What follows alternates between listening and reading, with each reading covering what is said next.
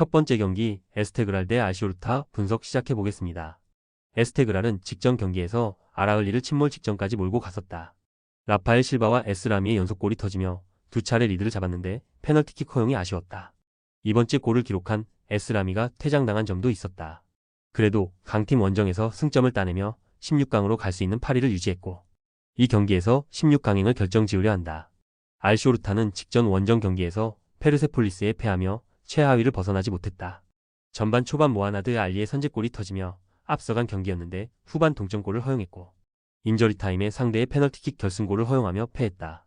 아직은 남은 두 경기를 모두 승리하면 파리 이내로 들어갈 가능성이 있지만 일단은 공격적 운영으로 승부를 봐야 한다. 알리와 파르안 등 이라크 국대 공격수들이 적극적으로 골을 노릴 것이다. 에스테그랄의 승리를 본다. 측면 공격수인 에스라미가 결장하는 점은 아쉽지만 블랑코와 마사리포프, 니크나프 등 에스라미의 공백을 메우며 원정팀 수비를 공략할 선수들은 차고 넘친다. 전통적으로 홈에서 강한 데다 아챔 최하위 팀을 상대하는 에스테그랄이 승점 3점을 더할 것이다. 두 번째 경기 알사드 대 알아흘리 분석 시작해 보겠습니다. 알사드는 지난 라운드 원정 경기에서 알 나스르를 잡고 16강행을 확정했다. 자책골이 나오며 리드를 잃은 경기였는데 경기 종료 직전 우나스의 결승골로 난적을 잡았다. 사우디 상강이 워낙 앞서 나간 이번 대회인데 사우디 리그팀을 제외하면 가장 높은 순위를 유지 중이다. 카타르 대표팀의 주포인 아피프를 중심으로 크리스토 곤잘레스와 알 바이티 등 해결할 선수들이 질비하다. 알 아흘리는 에스테그랄과 무승부를 기록하며 알힐랄의 1위 자리를 내줬다. 그러나 6경기에서 5승 1무 승점 16점을 기록하며 이미 16강 직행을 확정했고 서아시아 전체 1위를 노리고 있다. 리아드 마레즈와 이반 토니, 알브라이칸 등 최고의 공격진이 아침과 리그 모두에서 마무리를 잘했고 프랭크 캐시에의 중원 존재감도 확실하다. 접전을 본다. 알 아흘리의 최근 페이스가 워낙 좋지만 원정에서 상대할 알사드가 쉽게 틈을 허용하지 않을 것이다.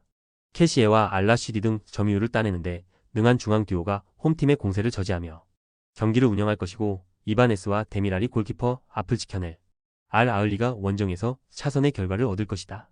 세 번째 경기 알나스르 대 알왓을 분석 시작해 보겠습니다. 알나스르는 선두권을 유지하는 알힐랄과 알 아흘리를 추격 중이다.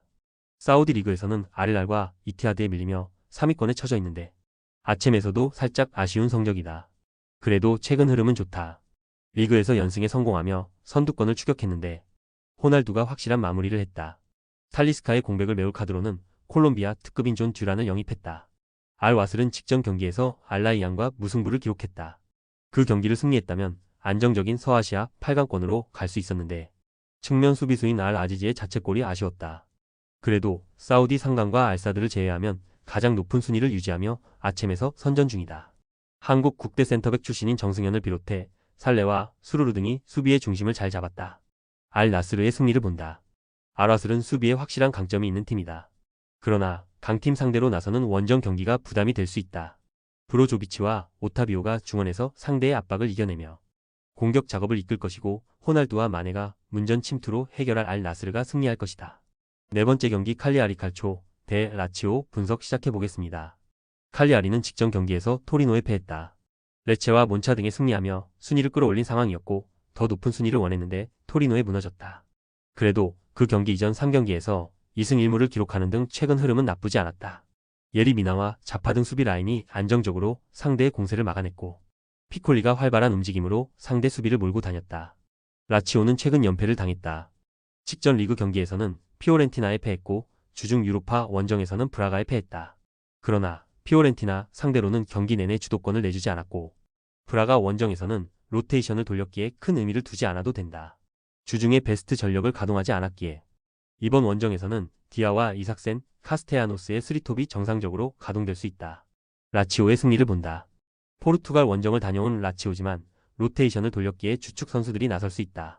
또 피콜리 의존도가 높은 홈팀과 달리 카스테야노스 외에도 페드로와 이삭센, 디아 등 해결할 선수가 차고 넘친다. 델레바시루와 귀행두지의 중원 장악도 있을 라치오가 원정에서 중요한 승점 3점을 챙길 것이다. 다섯 번째 경기 첼시 대 웨스트햄 분석 시작해 보겠습니다. 첼시는 지난 라운드 원정 경기에서 맨시티에 패했다. 마두에케의 골이 나오며 승점 추가를 원한 경기였는데 후반 상대에게 연속골을 허용했다. 울버햄튼전 승리로 최근의 부진을 벗어날 기회를 잡았는데 상승세의 맨시티를 넘지 못했다. 때문에 홈 경기에서 반등을 위해 전력을 다해야 한다. 다행인 건 주중 일정이 없었고 포파나 정도를 제외하면 부상으로 인한 전력 누수도 없다. 웨스트햄은 지난 라운드에서 빌라 상대로 승점을 따냈다.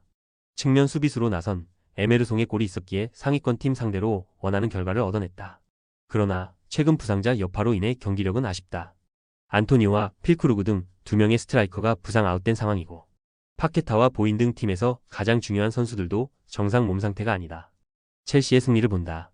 웨스트햄은 서머빌과 쿠두스 등 빠른 발로 돌파가 좋은 선수들을 앞세워 역습으로 승부를 봐야 한다. 그러나 리스 제임스가 돌아와 쿠쿠렐라와 함께 측면 수비를 책임지는 첼시를 무너뜨리기 어렵다. 엔조와 카이세도가 중원을 장악하며 경기 주도권을 잡을 것이고 마두에케와 네투가 측면과 최전방을 오가며 기회를 노릴 첼시가 승리할 것이다. 6번째 경기 지로나 대 라스팔마스 분석 시작해보겠습니다. 지로나는 리그 연패를 당하며 상위권과 격차가 늘었다. 지난 시즌 내내 우승 경쟁을 하며 최상위권 순위를 유지했고 챔스에도 진출한 팀이었는데 이번 시즌은 다소 아쉽다.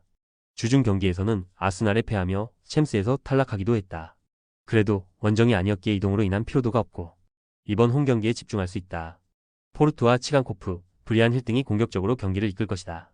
라스팔마스는 후반기 시작 이후 나선 3경기에서 승점 1점 추가에 그쳤다. 리그 선두를 달리던 바르샤에 승리하는 등 좋은 12월을 보냈는데 휴식기 이후 펼쳐진 리그에서 주춤하고 있다. 지난 오사수나 전에서는 야누자이의 골이 나왔고 경기 내내 상대를 압도했는데 원하는 결과를 얻지 못했다. 중앙 미드필더로 나선 에스고의 퇴장이 결정적이었다. 지로나의 승리를 본다. 라스팔마스는 라미레스와 모레이로 등 라리가 상위권 팀들과 비교해도 밀리지 않는 측면 공격수들이 있다. 그러나 에스고의 이탈 속에 중원에서 안정적으로 경기를 운영할 미드필더진이 부족하다. 반더 비크와 마르틴이 중원을 장악하며 주도권을 잡을 것이고 치간코프와 포르투, 단주마 등이 기회를 노릴 홈팀이 승리할 것이다.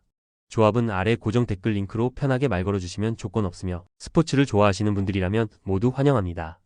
스포츠 당첨 어렵지만 그건 어떻게 하냐의 차이입니다. 두 눈으로 어떤 차이인지 직접 확인하시고 우리 모두 같이 승리합시다.